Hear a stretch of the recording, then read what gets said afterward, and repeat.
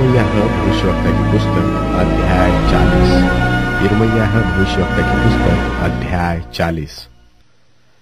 जब जल्लादों के प्रधान नबूजरदान ने यिर्मयाह को रामा में उन सब यरूशलेमी और यहूदी बंधुओं के बीच हथकड़ियों से बंधा हुआ पाकर जो बाबुल जाने को थे छुड़ा लिया। उसके बाद यहोवा का वचन उसके पास पहुंचा। जल्लादों के प्रधान नबूजरदान ने यिर्मयाह को उस समय उसके पास बुला लिया और कहा, इस स्थान पर यह जो विपत्ति पड़ी है वह तेरे परमेश्वर यहोवा की कही हुई थी, और जैसा यहोवा ने कहा था वैसा ही उसने पूरा भी किया है। तुम लोगों ने जो यहोवा के विरुद्ध पाप किया और उसकी आज्ञा नहीं मानी, इस कारण तुम्हारी यह दशा हुई है।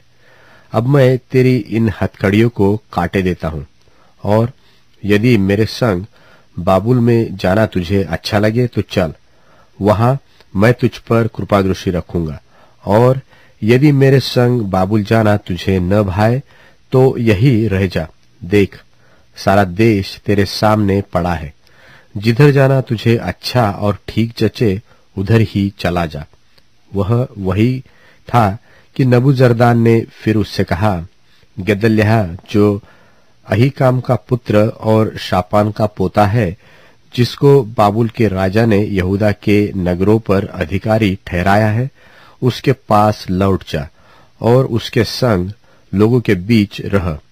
वह जहां कहीं तुझे जाना ठीक जाना पड़े वही चला जा। सो जल्लादों के प्रधान ने उसको सीधा और कुछ द्रव्य भी देकर विदा किया।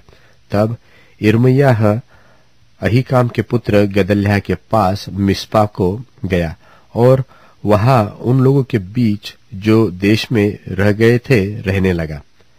योद्धाओं के जो दल देहात में थे, जब उनके सब प्रधानों ने अपने जनों समेत सुना कि बाबुल के राजा ने अहीकाम के पुत्र गदल्याह को देश का अधिकारी ठहराया है, और देश के जिन कंगाल लोगों को वह बाबुल को नहीं ले गया, क्या पुरुष क्या स्त्री क्या बाल बच्चे, उन सबों को उसे सौंप दिया है। तब नतन्याह का पुत्र इश्माएल, कारेह के पुत्र योहानान और योनातान और तन्नुसेत का पुत्र सरायाह, एपे नतोपावासी के पुत्र और किसी माकावासी का पुत्र याजन्याह अपने जनों समेत गदल्याह के पास मिस्पा में आए, और गदल्याह को अहीकाम का पुत्र और शापान का पोता था। उसने उनसे और उनके जनों से शपथ खाकर कहा, कसदियों के अधीन रहने से मत डरो, इसी देश में रहते हुए बाबुल के राजा के अधीन रहो, तब तुम्हारा भला होगा। मैं तो इसलिए मिस्पा में रहता हूं कि जो कसदी लोग हमारे यहाँ आए उनके सामने हाजिर हुआ करो, परंतु तुम दाखमधु और धूपकाल के फल और तेल को बटोर के अपने बर्तनों में रखो और अपने लिए हुए नगरों में बसे रहो। फिर जब मोआबियों, अम्मोनियों, एदोमियों और अन्य जातियों के बीच रहने वाले सब यहूदियों ने सुना कि बाबुल के राजा ने यहूदियों में से कुछ लोगों को बचा लिया और उन पर गदल्याह को, जो अहीकाम का पुत्र और शापान का पोता है, अधिकारी नियुक्त किया है, तब सब यहूदी जिन जिन स्थानों में तितर बितर हो गए थे वहां से लौटकर यहूदा के मिस्पा नगर में गदल्याह के पास आए और बहुत दाखमधु और धूपकाल के फल बटोरने लगे।